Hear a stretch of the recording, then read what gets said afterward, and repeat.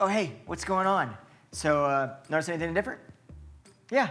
Actually, the other day I got this comment right here on one of my videos. And come on now, of course, I always want to bring you the best content possible. You deserve that.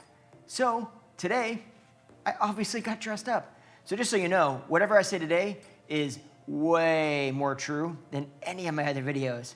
So get ready, right? Of course not. I'm gonna continue wearing these obnoxious V-necks that you know I love so much, and more than likely a color that matches my model's hair so you can't see anything I'm talking about. And you're gonna be amazingly supportive, as you've been so far, and continue to watch and actually listen to the videos and hear what I'm saying and get past this crazy V-neck game that, again, I love so much. So I appreciate you.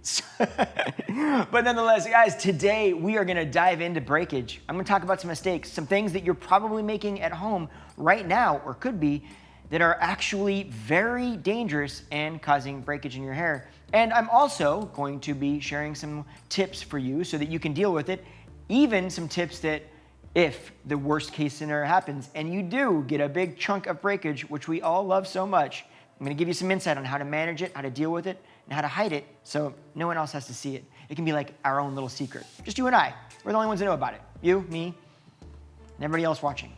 Okay, so let's talk about breakage. Now, the first thing is we have to understand where breakage actually comes from, right? So the first thing we need to do is understand how do we not create it in the first place, or at least have the knowledge base to understand why it's happening so that we can effectively not have it, right? So first of all, breakage happens for a host of different reasons, but essentially what's going on in your hair is that we have something called disulfide bonds. Imagine your hair as a shoestring.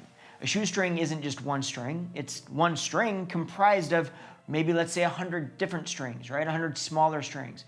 And as those strings break, let's say there's 50 intact, it's still gonna be a shoestring. It'll still be intact, but it won't have the rigidity, the strength, the ability to hold bend. It won't have the things that you need your hair to have to create the look that you're trying to create. And it will be far more susceptible to just snapping off because it's only half as strong as it was before, right? That's exactly what our hair is, and that's exactly what disulfide bonds do. So we want to be sure that we understand this is what's going on. These different small little things that I'm going to talk through today are breaking this. They're all breaking down these disulfide bonds, but there's a bunch of stuff that's breaking down disulfide bonds. So I would not want to say, focus on one of these things and just do it and everything's going to be okay, because that's not the truth. A bunch of small things can be every bit as impactful as one major thing. Not styling your hair correctly, right? Using the wrong kind of heat in the wrong kind of way. All that stuff may seem insignificant to you, but it's breaking down those disulfide bonds. Maybe bleaching your hair all over sounds far more significant. It's doing the same thing. They're just doing it, in essence, in a different format. But they're both achieving the same result. Enough of this smaller stuff can be just as bad as the bigger stuff. Makes sense? Okay, so what's the first thing I want to talk about? Well, let's talk about blow drying. Now, we all know that blow dryers and flat irons and all that stuff can cause a ton of damage. So let me tell you exactly how. You might be surprised, but the way you're doing your hair right now could be actually causing breakage. I see it in the salon quite a bit. So there's some ways that we use blow dryers and round brushes and flat irons that are extremely dangerous, but they don't really make sense until we show them as a stylist, until we show them to you. So here's what typically happens. I see this in the salon all the time. A client will grab a blow dryer and they'll grab a round brush, or any brush for that matter, but a round brush is kind of the largest culprit that I see.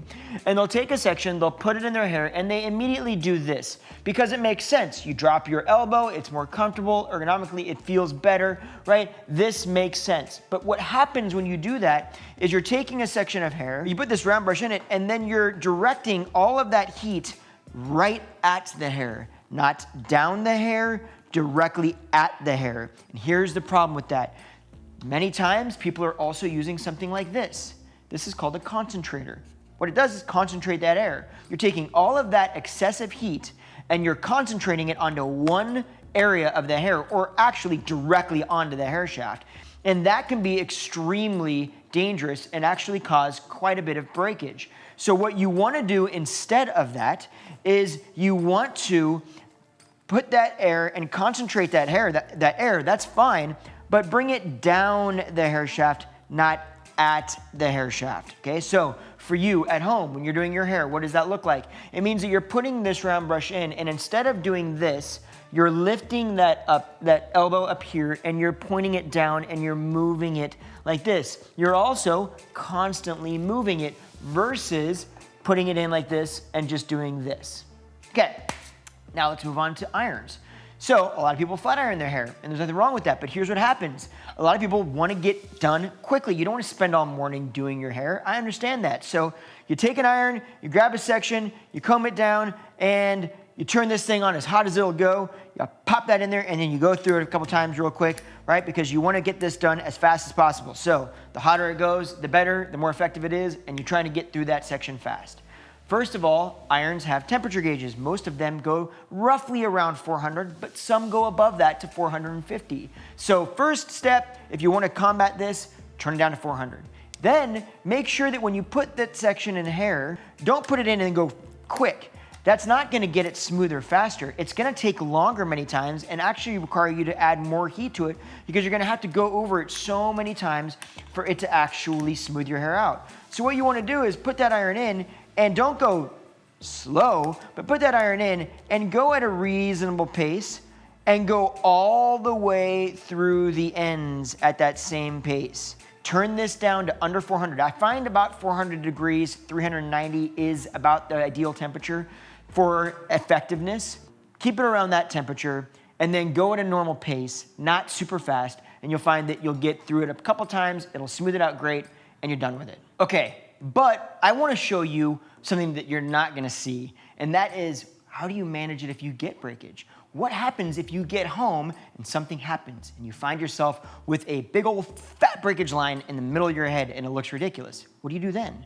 Well, let me show you exactly what you do then. So I'm going to let you in here on a little industry secret. So this is going to help you blend out if you have breakage, or maybe you went to the salon and you got layers and they were a little choppy and you don't love how choppy they look. This will help you blend those out. What happens if all of a sudden this hair breaks off, right? Now you've got this scenario where you've got this hair and it totally snaps off from here down, okay? So I'm gonna cut it obnoxiously here so that you can see this. I'm gonna cut this straight across. It's just a flat out straight line, okay? Now, first of all, thankfully, hair doesn't typically break off like this.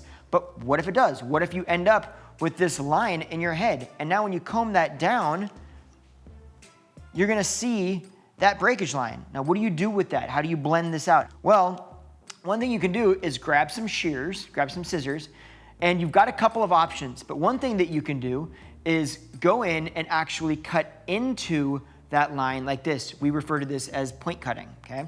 So you would go in and you would actually just do this. And this will help to break up that line. Now notice I'm not doing this. I'm actually doing it straight down into the hair, right? And when I do this, it helps to break up that line so that it's not so blunt. And because it's not so blunt, it allows it to blend a lot better, okay? So now when I bring this down, it's gonna be hard to see because it's against black, of course, right? But when I bring this down, it's going to blend better and it's gonna be harder to see that big chunky line. Now, if you want another way to do it, this is a little bit more advanced, okay? So I'm gonna comb another piece up here so that you can see this. I'm gonna go right on her top of her hair. Okay, on this, I'm actually gonna cut this the same way. I'm gonna do the same thing. I'm gonna cut this straight across, okay? So I'm gonna come down here and straight line, okay? So now another thing that you could do is you could get texturizing shears. Now texturizing shears I love because they're more forgiving than straight shears. Texturizing shears in some cases are known as thinning shears, but there is a difference. If you look at these, you'll notice that the hole in between the blade is actually larger than the blade, and that means that it's cutting out less hair, it's leaving more hair. That just means it's more forgiving. Traditional thinning shears, the blade and the hole are the exact same size, so you're taking half of the hair out relatively. But what you can do is you can go in and you would actually take this blunt across and you just do this a few times over the ends, and that will break those ends up and make them look softer. And because you're making those look softer, you're not gonna see that hard line anymore. And so when it lays down, it's going to do a better job of blending in to everything else. So that is one way that you can address this issue. If you get home or if you have any reason that you have breakage, that's one thing. If it comes off in a clean line, go back in and texturize that line a little bit, and it's gonna blend a whole lot better. Okay, so now let's head back into the office, and I wanna talk to you about color, because there's some stuff that's going on with color that may be totally breaking your hair off, and you definitely wanna be aware of it. If you're doing highlighting or if you're doing all over bleaching, if you're lifting the color of your hair and making it lighter than it was, it's very easy to overlap that color. You have your natural color, and then you have the highlighted color. When you grow that out and you have those roots, if you overlap the new color onto the old color and it's lifting that old color up too much, that can cause extreme breakage extremely quick. So one thing that you can do is actually by doing something we call an elasticity test. Basically what you do is you pull out one hair and you grab that hair and you wrap it around each finger, and then you pull very lightly on that hair.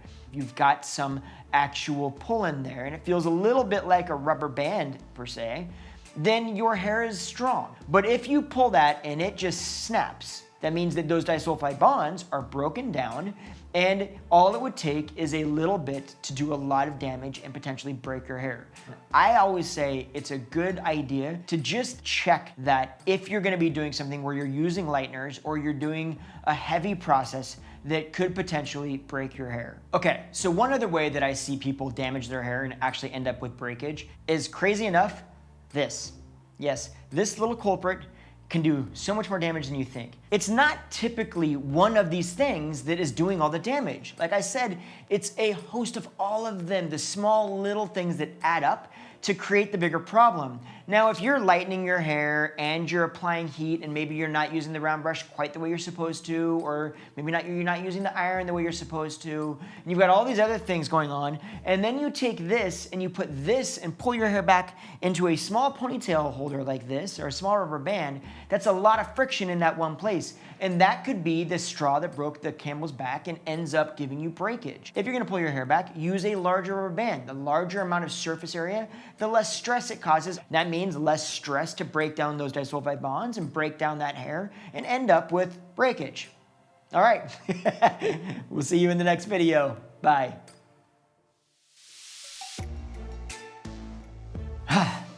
Well, okay, that's the video.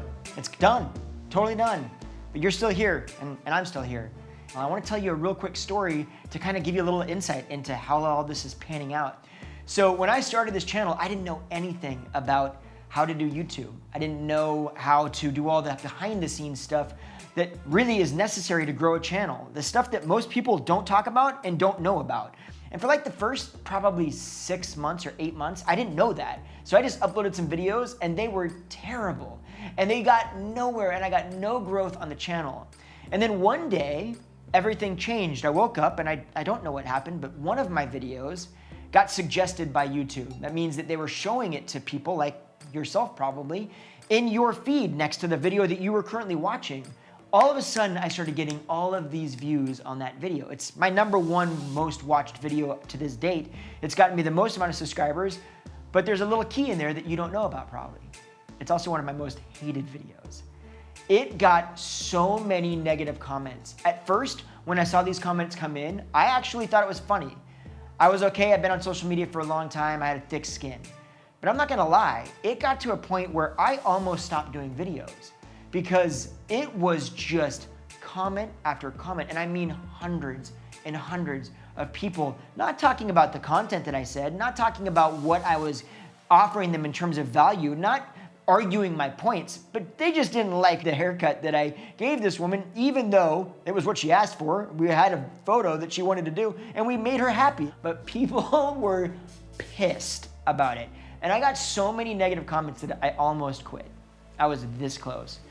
But I didn't. I just kept on going and I kept on making videos like this. And because of these continued videos, so many of you amazing folks have actually jumped on board and listened to what I said and actually started supporting me. And it's been amazing. It like blows my mind. I don't even know how to react to it. But it was really interesting. And I think that it's a little part of my kind of YouTube story that most people don't know, and most people won't know unless they're here with you hanging out, you and me watching this and me sharing a little bit of insight with you. So we'll see you in the next video. You have a good one. Thanks for hanging out.